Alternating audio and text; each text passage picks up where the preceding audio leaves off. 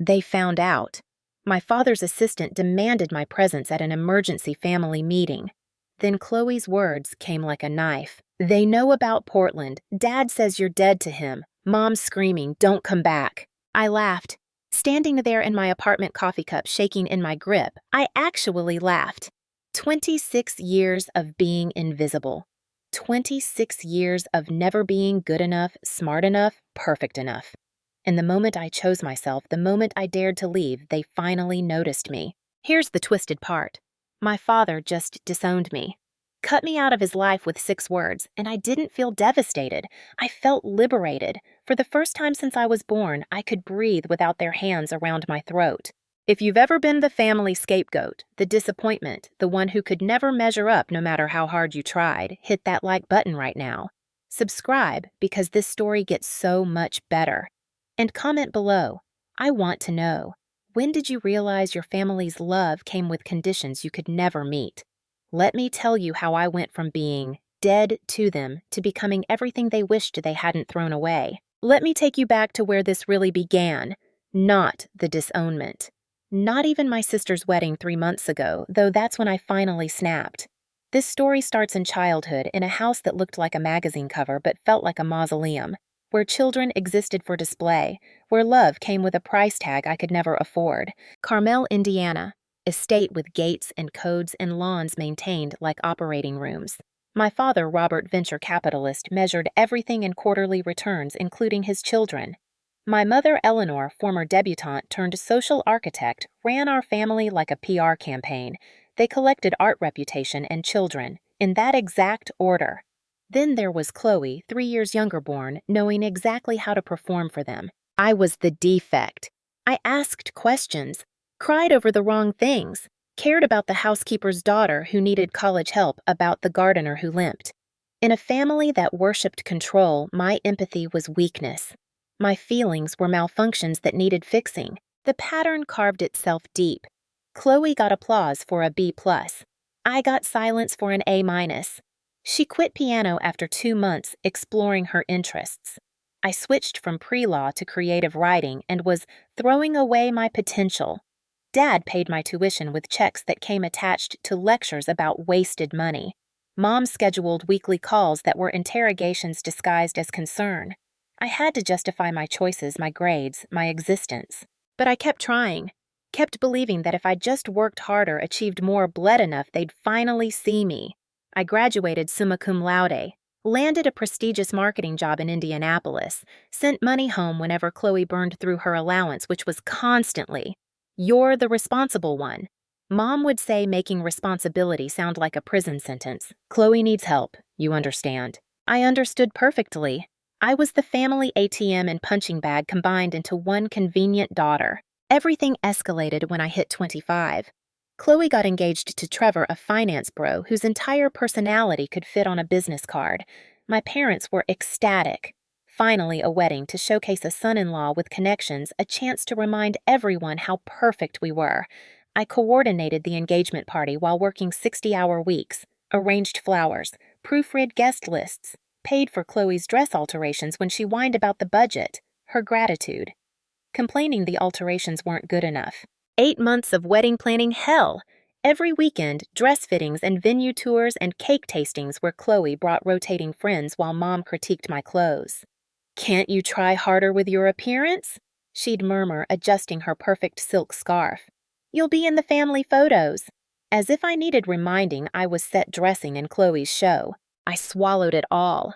The cruelty masked as concern. The birthdays they forgot. The conversations that died when I walked in. I told myself it was temporary, that after the wedding, things would improve. I was wrong. Normal was the poison. I'd just learned to drink it. The wedding took place on a Saturday in early June at a historic estate an hour outside Indianapolis. It was obscenely expensive, the kind of wedding featured in magazines, with strings quartets and imported roses and a 7-tier cake that cost more than my car. I wore the bridesmaid dress. Chloe had chosen a shade of coral that washed me out completely, and I smiled until my face ached. I made small talk with relatives who couldn't remember my name but knew exactly how much my father was worth. I posed for photos where I was strategically positioned at the edge of the frame, easy to crop out if needed. The reception was held in a ballroom with crystal chandeliers and floor-to-ceiling windows overlooking a manicured garden. Everything was white and gold and perfect sterile in its beauty. I sat at my assigned table, not with the family, but with distant cousins and family friends I barely knew. Between courses, I helped coordinate with the caterers, fixed a problem with the seating chart, and found the photographer when he went missing during cocktail hour. I was useful. I was always useful. Just never appreciated. Then came the toasts. Trevor's father went first, telling a rehearsed story about young love. Chloe's maid of honor, her college roommate, gushed about how perfect everything was. And then my father stood up. Robert commanded attention the way some people commanded armies, with absolute certainty in his right to be heard. The room fell silent. He held up his champagne flute, the crystal catching the light. "Family," he began, his voice carrying that particular tone of authority that made people lean in. "Today we celebrate not just a marriage, but a legacy. The joining of two exceptional families, two exceptional young people." He gestured to Chloe and Trevor, who glowed under his approval. "I've always believed that we show our true character through our choices, through discipline, ambition, and understanding what truly matters." He paused and his eyes scanned the room. They landed on me for just a moment, cold and assessing, before moving on. "Some children make you proud from the day they're born. They understand what's expected. They rise to meet the standards set before them." Another pause. "And then there are those who simply take up space." The words hung in the air like smoke. I felt my champagne flute freeze halfway to my lips. Around me, people shifted uncomfortably, unsure if they'd heard correctly. My mother's face remained perfectly pleasant, but her knuckles were white around her own glass. Chloe looked down at her lap. Only my father seemed unbothered, continuing his toast as if he'd commented on the weather. "To Chloe and Trevor, may your future be as bright as you deserve." The room erupted in applause, the awkward moment smoothed over by the ritual of clinking glasses, but I couldn't move. Those words echoed in my head, bouncing around until they filled every corner. Take up space. As if my existence was an inconvenience. As if I was a burden they'd been carrying all these years, waiting for the right moment to set down. Something crystallized in that moment. Not anger, not even hurt. Clarity. I saw with sudden and absolute certainty that I would never be enough for these people. I could spend the rest of my life trying to earn their love, and I would only ever be the disappointing daughter, the one who took up space in the family photos, and nothing more. I set down my champagne flute. The sound it made against the table was small, but in my ears it was like a gunshot. I stood up slowly, my chair scraping against the polished floor. A few people at my table glanced over confused. My father was still basking in the applause, accepting congratulations from the guests at the head table. He didn't see me stand. He didn't see me smooth down my dress or pick up my clutch purse or take one last look at this family that had never really wanted me. I walked toward him. My heels clicked against the marble floor, steady and sure. The crowd was still milling about between tables, the next course being prepared. I reached the head table just as my father sat back down, smug satisfaction written across his features. "Excuse me," I said. My voice was calm, almost conversational. "I just wanted to say something." Robert looked up, mildly annoyed at the interruption. "Gianna, not now. We're about to." "Anya," I corrected. I'd started going by my middle name a year ago, a small rebellion he'd never acknowledged. And actually, this is the perfect time. I picked up my champagne flute from where I'd left it at my table, walked back, and stood directly in front of him. The conversations around us began to quiet, people sensing something was about to happen. "You're absolutely right, Dad," I said, my voice carrying across the stunned silence. "Some people do take up space they don't deserve. Space in homes where they're tolerated but never wanted. Space in families that see them as obligations, not daughters." I held his gaze, watched shock flicker across his face for the first time in my life. "But here's what you taught me tonight. Taking up space isn't the problem. Taking up the wrong space is." I lifted my champagne flute slowly, deliberately. "I found the right space, 2,000 miles from here. You won't have to look at me across another dinner table wondering why I couldn't be more like Chloe. Consider this my wedding gift, your perfect family finally perfect. The champagne poured like liquid gold onto the white tablecloth, spreading in a stain that would never come out. The expensive fabric drank it in ruined. Just like this relationship. Congratulations on the wedding, I said to the room, to all of them frozen in their seats. Then I turned to Chloe, her mouth hanging open in shock.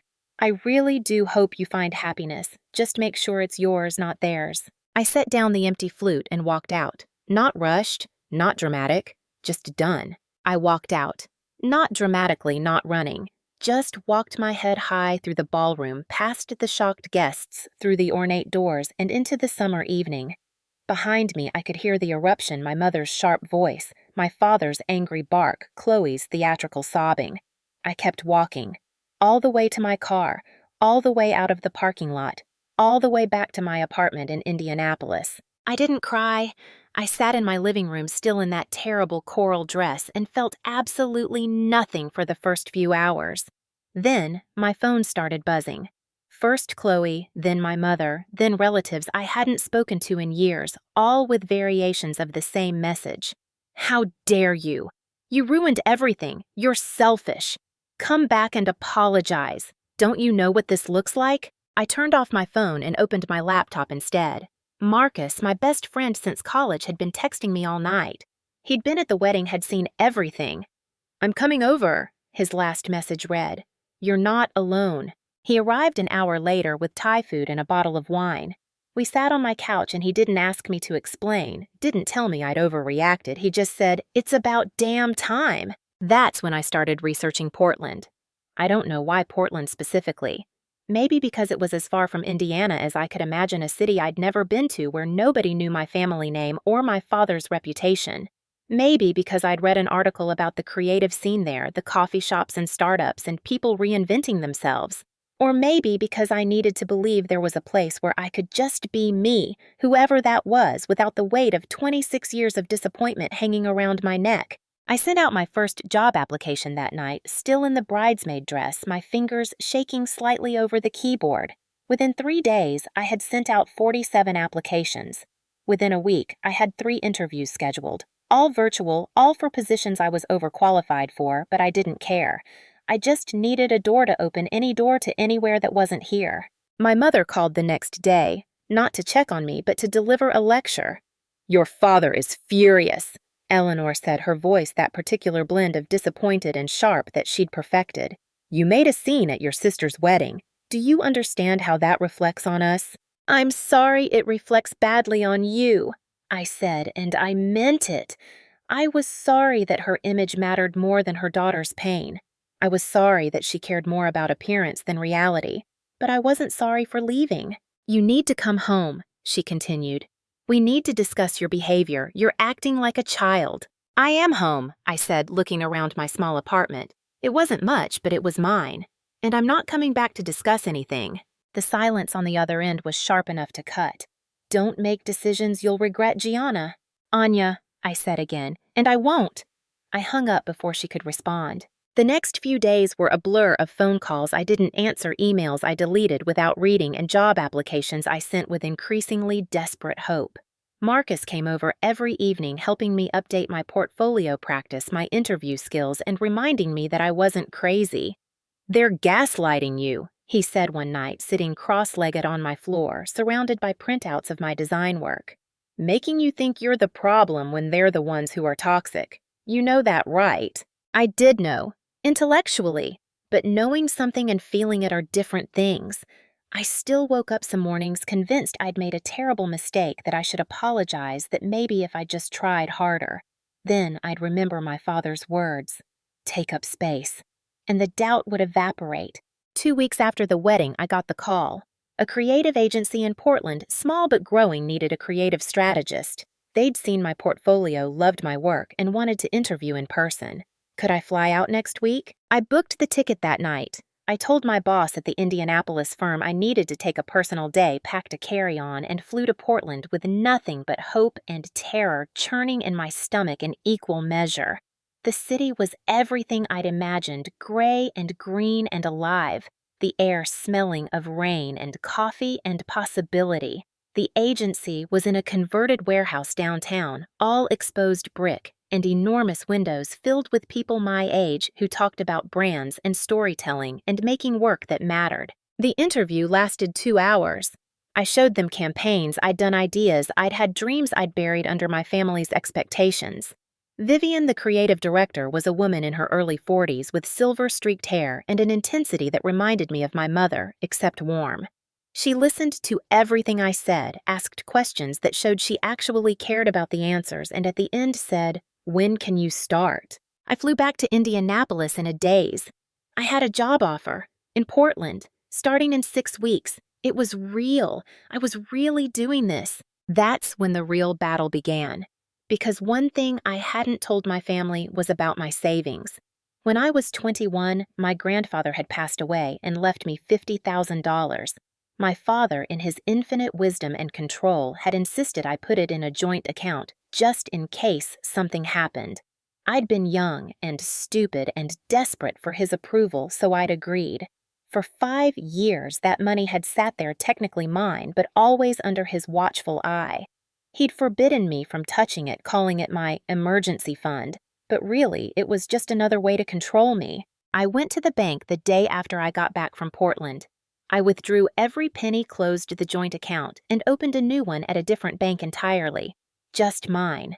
I called the account Oxygen, because that's what this money was, my ability to breathe. It took my father 3 days to notice. The phone call came at 11 p.m., his voice tight with barely controlled rage. "What the hell do you think you're doing?" "Accessing my own money," I said calmly. I was in my apartment packing boxes already, sorting through what to keep and what to leave behind. The money Grandpa left me. My inheritance. "That account was set up for your protection," Robert hissed. "You've just made a very stupid decision." "It's not the first time you've said that," I replied. "It won't be the last, but it's my decision to make." He hung up on me. 20 minutes later, my mother called, then Chloe, then my father again. The messages became increasingly frantic, then threatening. I was being irresponsible. I was breaking their trust. I was going to regret this.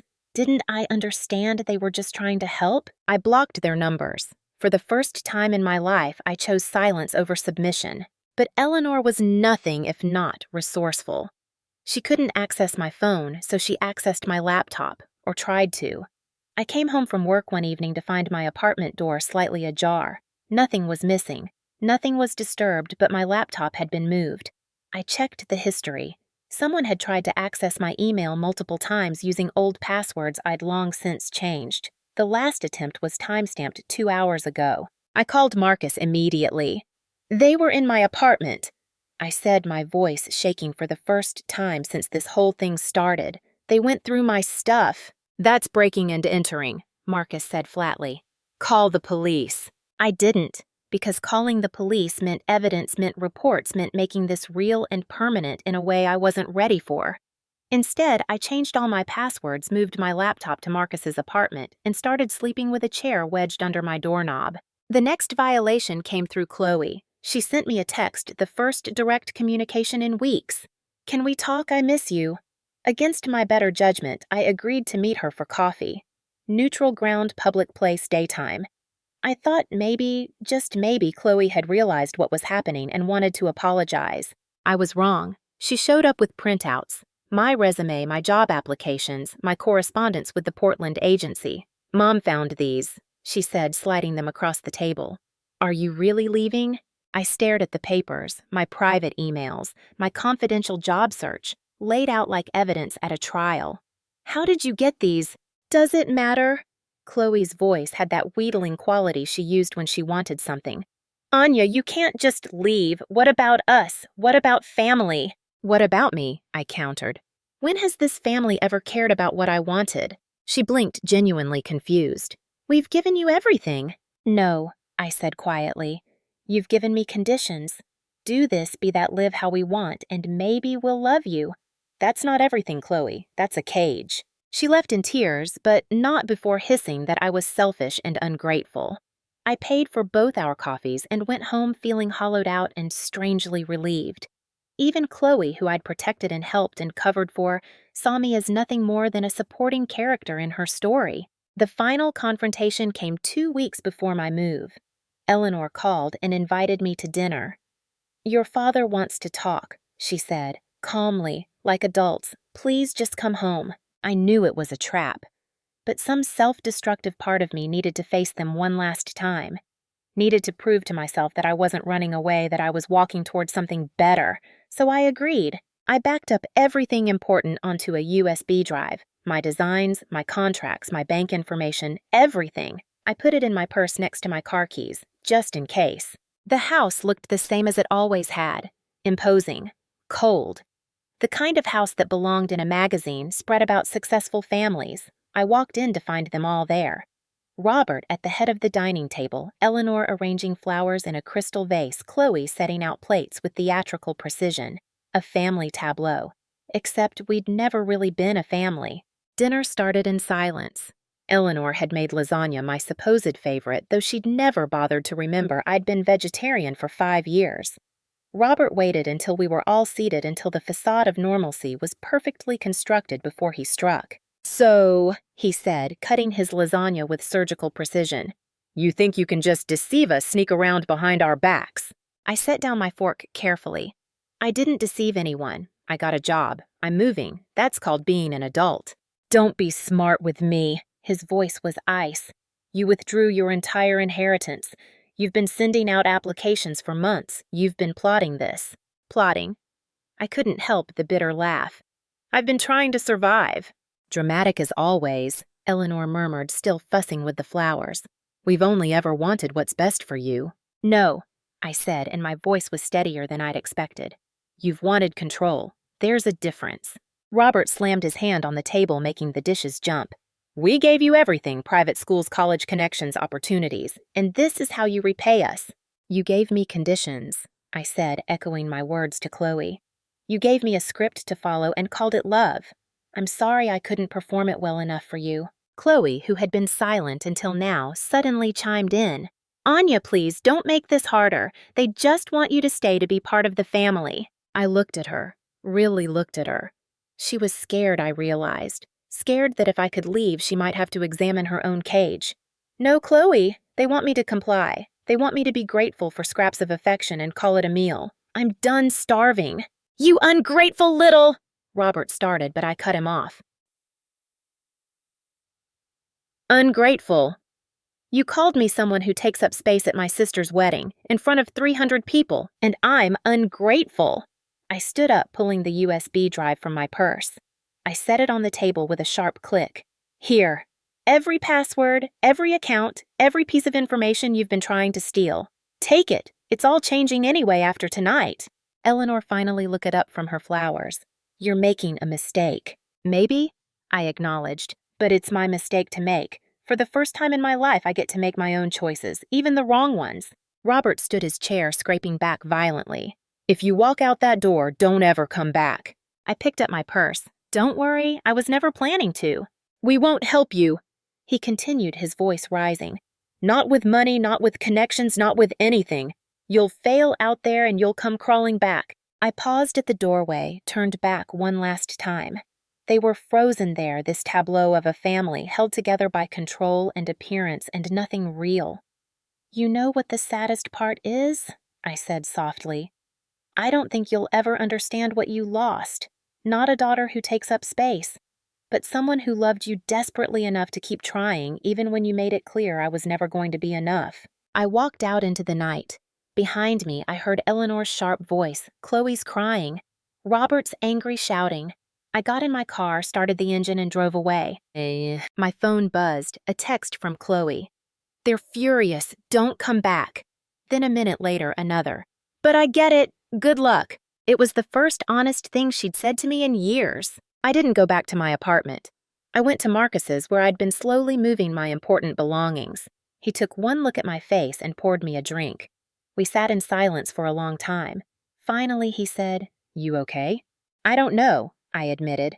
"Ask me in 6 months." The next 3 weeks were a blur. I quit my job in Indianapolis, with 2 weeks' notice sold almost everything I owned and packed what remained into my small sedan. My furniture went to a charity shop, my clothes to a consignment store, my books to a library donation. I was shedding a life one piece at a time, becoming lighter with each thing I released. My family didn't contact me again. Not to say goodbye, not to wish me well, not even to hurl a final insult. The silence was its own message. I was dead to them. And strangely, that felt like permission to finally live. Marcus drove me to the airport. "Call me when you land," he said, hugging me tight. "And remember, you're not running away. You're running toward." I nodded, not trusting my voice. I'd cried so much in the past month, I didn't think I had any tears left. But as I walked through security, as I sat at the gate waiting to board, as the plane lifted off and Indianapolis became smaller and smaller beneath me, I felt them anyway. Not tears of sadness, tears of release. Portland welcomed me with rain. Of course it did. I landed at PDX, collected my 2 suitcases containing my entire life, and took a lift to the small studio apartment I'd rented sight unseen. It was in a neighborhood called Hawthorne, full of vintage shops and cafes and people with dyed hair and tattoos. My apartment was tiny, just a bed, a kitchenette, and a bathroom, but it had huge windows that looked out onto a tree-lined street, and it was mine. All mine. I started work the following Monday. The agency named Bright House Creative was everything I'd hoped and more. The team was small, just 12 people, but they were brilliant and kind and treated each other like actual humans instead of chess pieces. Vivian took me under her wing immediately, not in the controlling way my mother had, but with genuine mentorship. She saw my potential and nurtured it instead of trying to reshape it into something more convenient. The work was challenging.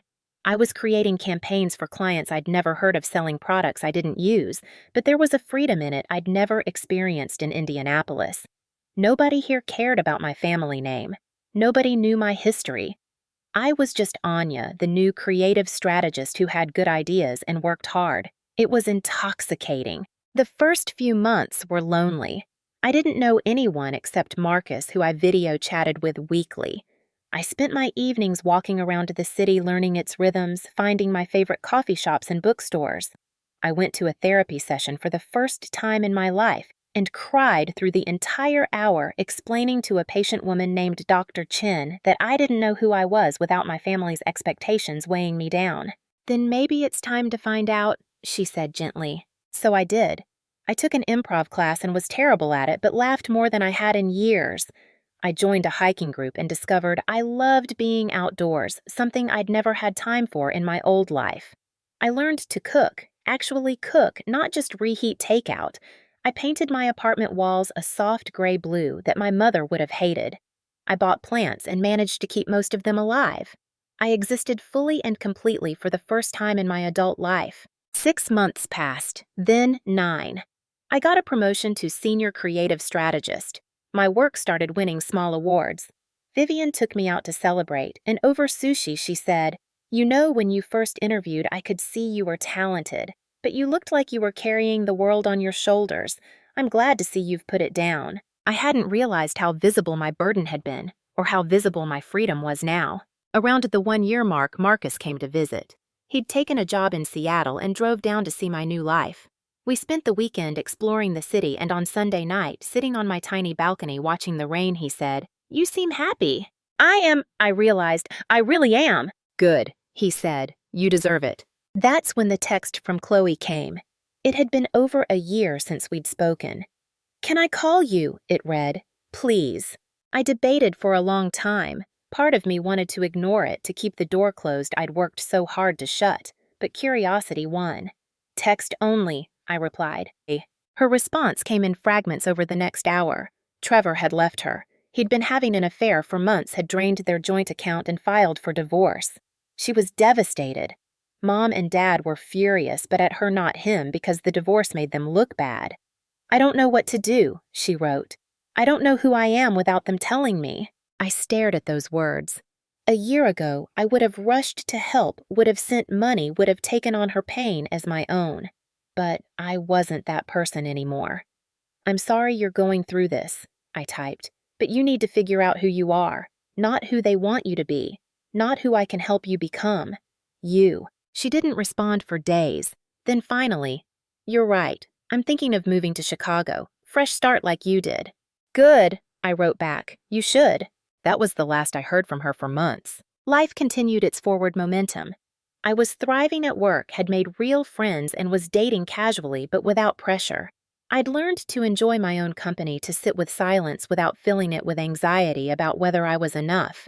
Dr. Chin said I was doing the work of unlearning decades of conditioning, and some days it felt like climbing a mountain backwards, but I was climbing.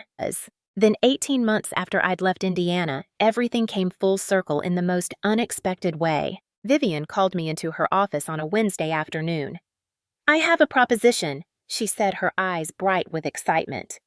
"We've been invited to pitch for a huge account, regional campaign multi-year contract, the kind of thing that could really put us on the map." "That's amazing," I said. "What's the client?" She slid a folder across her desk. I opened it and felt my stomach drop. The client was Vertex Financial Group, the investment firm owned by my father's biggest rival, Martin Chin. In the small, insular world of Midwest finance, there were exactly two major players in Indiana, and they hated each other with the passion of old enemies. My father's firm had been trying to land Vertex as a client for years, and they'd always chosen Martin instead. "The pitch is in Indianapolis," Vivian continued. "3 weeks from now. I want you to lead it." I must have looked pale because she asked if I was okay. "It's just," I started, then stopped. She didn't know. I'd never told anyone at Bright House about my family. "I grew up in Indianapolis. My father is Robert Crawford." Vivian's eyebrows shot up. "The Robert Crawford of Crawford Capital." I nodded. "We don't speak. Haven't in almost 2 years. If we pitch to Vertex, he'll probably be there. Martin makes a point of inviting his competitors to watch him win." She sat back, processing. "Do you want to pass on this? I can lead it myself." I thought about it. Really thought about it. A year and a half ago, I would have said yes, would have hidden, would have avoided any possibility of confrontation. But I wasn't that Anya anymore. "No," I said slowly. "I want to do it. I want to show them exactly what they lost." The smile Vivian gave me was fierce. "Then let's make it a pitch they'll never forget." The next 3 weeks were consumed by preparation. We worked day and night on the campaign, building something innovative and bold and absolutely perfect. I poured everything into it, every lesson I'd learned, every skill I'd honed, every ounce of creativity that had been suppressed in my old life. This wasn't just a pitch, it was a statement. Marcus flew down from Seattle to be there for moral support. "You know they're going to lose their minds," he said the night before as we sat in my hotel room going over the presentation one last time.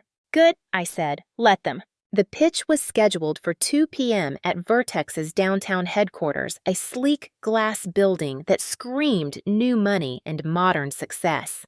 I arrived early, dressed in a slate gray suit that fit perfectly and made me feel powerful. My hair, which I'd stopped straightening to please my mother, curled naturally around my shoulders. I wore minimal makeup and simple jewelry.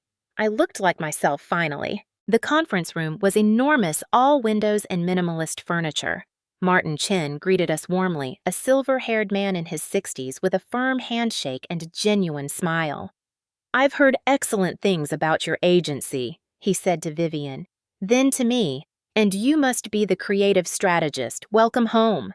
"Thank you," I said, meaning it. People filed in Vertex's marketing team, their board members, a few consultants. And then, at precisely 1:55, my father walked in, followed by my mother. And behind them, looking uncomfortable in a designer dress, Chloe. I watched Robert's face as he saw me.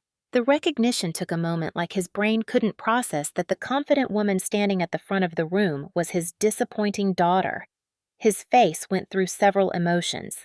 Shock, anger. Something that might have been fear before settling into a cold mask. Eleanor's reaction was more controlled, but no less potent. Her eyes widened fractionally, her perfect posture stiffening even more. She leaned over to whisper something sharp to Robert, who shook his head once curtly. Chloe just stared, her mouth slightly open. Martin noticed the tension. "Robert, Eleanor's so glad you could make it. And Chloe, isn't it beautiful family?" He was twisting the knife without even knowing it. "Have you met our presenters from Bright House Creative?" "We've met," Robert said, his voice flat. "Wonderful," Martin said, cheerfully oblivious. "Then let's begin." I stepped forward. For 18 months, I'd imagined this moment in various forms. Sometimes I was nervous, sometimes angry, sometimes triumphant. But standing there looking at the people who had made me feel worthless for so long, I felt only calm. "Thank you all for this opportunity," I began. "At Bright House, we believe in the power of transformation, in the idea that who you were doesn't have to define who you become." I clicked to the first slide and we were off. I pitched flawlessly, every word I'd rehearsed landing perfectly, every visual supporting the narrative we'd built. Vivian chimed in at key moments, and together we painted a picture of a campaign that was innovative, data-driven, and deeply human. We talked about trust, about building relationships, about the courage it takes to choose yourself even when the world expects you to stay small. The entire time I could feel my father's eyes on me, but I didn't look at him. I looked at Martin, at his team, at the people who actually mattered. My family was just an audience now, nothing more. When we finished 45 minutes later, the room erupted in questions. Good questions, excited questions. Martin was leaning forward, clearly impressed. The marketing director was already talking about implementation timelines. It was going better than I'd dared to hope. Finally, Martin called for a brief recess. "We need to discuss internally," he said. "Can you wait 20 minutes?"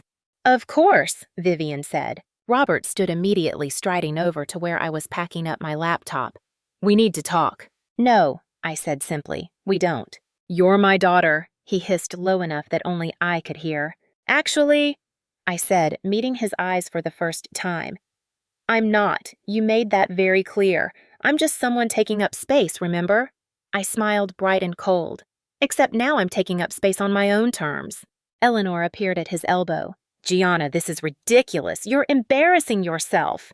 "It's Anya," I corrected for what felt like the 100th time. "And the only embarrassment here is that you still don't see what you did wrong." Chloe approached hesitantly. She looked different, I realized. Thinner, with shadows under her eyes, but also more alert. "Anya," she said quietly, "you were amazing up there." "Thank you," I said, and I meant it. "I moved to Chicago," she continued in a rush. 2 months ago, I got a job, my own apartment. I'm trying to figure out who I am, like you said." Something in my chest loosened slightly. "Good, I'm glad." Robert tried to interrupt, but Chloe, for possibly the first time in her life, ignored him. "I'm sorry," she said to me, "for everything. I didn't know how bad it was because I never had to see it. But I see it now." I nodded. "Thank you for saying that." Martin's assistant poked her head out of the conference room. "We're ready for you." I turned back to the room, leaving my family in my wake. This time, Vivian and I sat while Martin remained standing. "That," he said, gesturing to the screen where our presentation still glowed, "was exactly what we've been looking for. Fresh, innovative, authentic. You understand our brand better than we do." He paused for effect. "The account is yours. Welcome to the Vertex family." Vivian and I shook hands with everyone, accepted congratulations, agreed to start dates and follow-up meetings.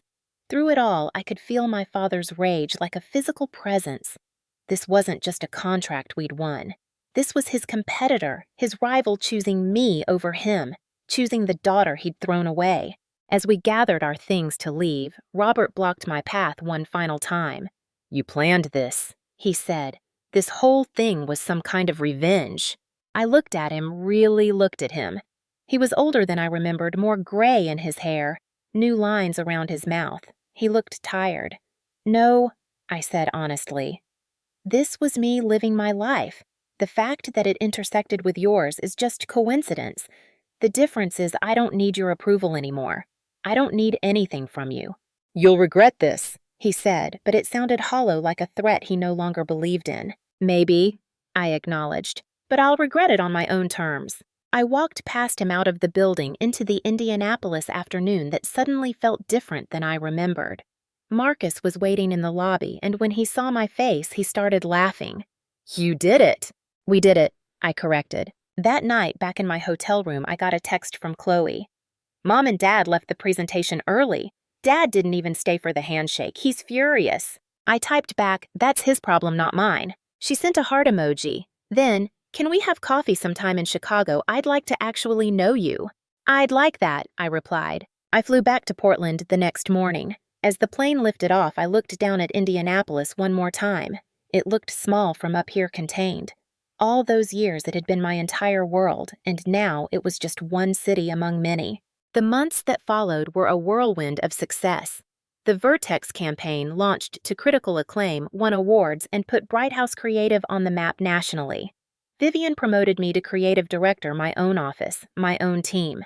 I was 28 years old and running campaigns that reached millions of people. I heard through Chloe that my father's firm lost 3 major clients that year. Not because of anything I did, but because he'd become so focused on control and reputation that he'd stopped innovating. His obsession with appearing perfect had made him stagnant. Eleanor, meanwhile, had apparently become even more rigid. Her charity work now an escape from a marriage that was clearly fracturing. I felt pity for them, but I didn't feel responsible. Their choices had consequences just like mine did. The difference was I was living with mine while building something beautiful. They were drowning in theirs while desperately trying to maintain appearances. Marcus took a job in Portland 6 months after my pitch, and our friendship deepened into something more. Nothing dramatic. No grand confessions, just a gradual realization that we'd been in love for years and had finally found the right time. Dr. Chin said I was ready for a healthy relationship now that I'd done the work of understanding my worth. She was right. 2 years after I left Indiana on a rainy Tuesday evening in March, I stood in my apartment now, a larger one-bedroom with an actual kitchen and a view of Mount Hood on clear days. I was cooking dinner, something I did almost every night now, when my phone rang with an unknown number. I almost didn't answer, but something made me pick up. Anya. It was Eleanor's voice, smaller than I remembered. "It's your mother." "I know," I said neutrally. A long pause. "Your father had a heart attack. He's okay, but it made us think about a lot of things." I waited, stirring the pasta on my stove, not sure what response she expected. "We'd like to see you," she continued. "Talk, really talk, if you're willing." I thought about it. Thought about the girl I'd been desperate for their love. Thought about the woman I was now complete without it. "I don't know," I said honestly. "I've built a life here, a good life. I'm not sure there's room in it for people who made me feel like I was never enough." "I understand," Eleanor said, and she sounded like she might actually mean it. "But if you change your mind, we'll be here." "I'll think about it, Tim," I said, which was more than I would have offered 2 years ago. We hung up. I stood there, the steam from the pasta rising around me. Marcus due home in 20 minutes, my life full and rich and mine. Maybe someday I'd reach out to my parents on my terms with clear boundaries and realistic expectations. Maybe Chloe and I would build a real relationship, one not based on obligation, but on genuine connection. Or maybe I wouldn't. Maybe this distance would be permanent. Either way, I was okay. Better than okay. I was free. I pulled out my phone and typed a message to the friends I'd made here, the chosen family I'd built. "Dinner at my place Friday. I'm making that curry you all loved."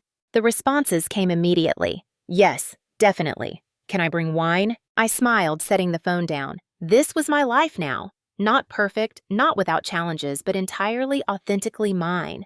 Nobody could take that from me. Nobody could make me feel small again.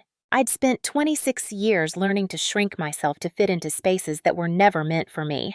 Now I was building my own space as big and bright and beautiful as I wanted it to be. And I wasn't taking up space. I was claiming it. That's the thing they never tell you about leaving toxic relationships, whether family or otherwise. The hardest part isn't the leaving. It's believing you deserve better. It's trusting that the voice in your head that says you're not enough is wrong. It's having the courage to choose yourself, even when everyone tells you you're being selfish. But here's what I learned. Choosing yourself isn't selfish. It's survival. It's the difference between existing and living. And life, real life, is worth fighting for. My name is Anya. I'm a creative director in Portland. I have friends who love me, work that fulfills me, and a future I'm building one day at a time. I am not someone who takes up space. I am someone who creates it for myself and for others who need permission to do the same. And to anyone listening who feels invisible in their own family, who's been told they're not enough, who's sacrificing their dreams for someone else's expectations, I want you to know this. You are enough, exactly as you are. And there's a whole world out there waiting for you to claim your space in it. So here's my question for you. What space are you ready to claim? What cage are you ready to leave? Drop a comment below and tell me your story. And if this resonated with you, if you've ever felt like the family disappointment who turned out to be the family success story, hit that like button. Subscribe for more stories about choosing yourself, because you're not alone. None of us are. Remember, the people who matter will love you for who you are, not who they want you to be, and the ones who can't, they're not your people. Go find your people, build your space, live your life. You deserve that broken sunlight finally coming through.